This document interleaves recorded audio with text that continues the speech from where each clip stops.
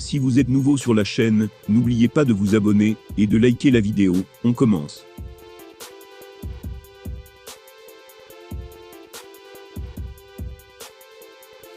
Davantage expert de la boxe que du MMA, Mike Tyson n'en reste pas moins un grand amateur des sports de combat, et par conséquent de l'UFC. Il a dès lors déjà eu l'occasion de s'exprimer sur le choc de rêve qui opposerait Jon Jones à Francis Ngannou.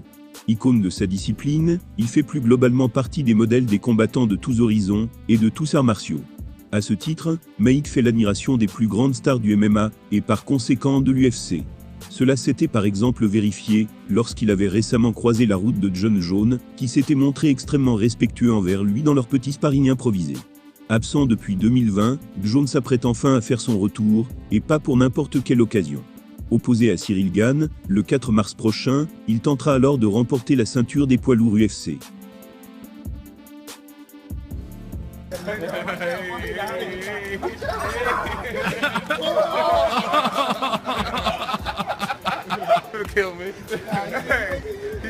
Une opportunité qui devait déjà lui être offerte en 2021, comme l'avait annoncé Dana White dans le podcast Outboxing.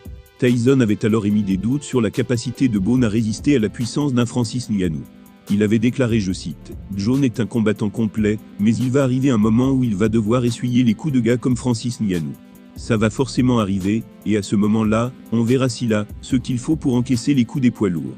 Ils sont vraiment très agressifs, donc il devrait pouvoir le toucher.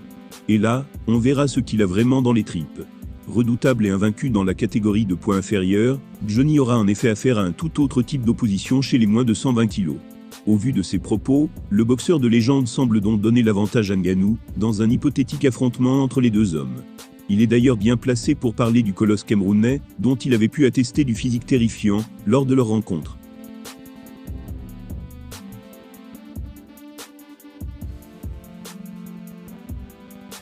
Vous l'aurez compris, l'ancien champion de boxe est un grand fan des punchers. Il aime les combattants capables d'encaisser et qui vont au charbon. Ce qui n'est pas forcément le cas de Jon Jones, qui est plutôt un fin tacticien. Il a ses adversaires à l'usure et les envoie en eau trouble. Il y a quelques années, une statistique bien terrifiante avait été dévoilée au sujet de Bones. Son ki de combat était tellement élevé que même lorsqu'il semblait être dominé dans un combat, il finissait toujours le grand vainqueur en termes de points marqués. Ce qui prouve qu'il était précis, concis, et savait où et quand frapper. S'il reconnaît volontiers les qualités de Jon Jones, Mike Tyson se montre néanmoins soucieux quant à ses chances de lutter face à la puissance et l'agressivité des poids lourds comme Francis Ngannou. Premier élément de réponse lors de l'UFC 285.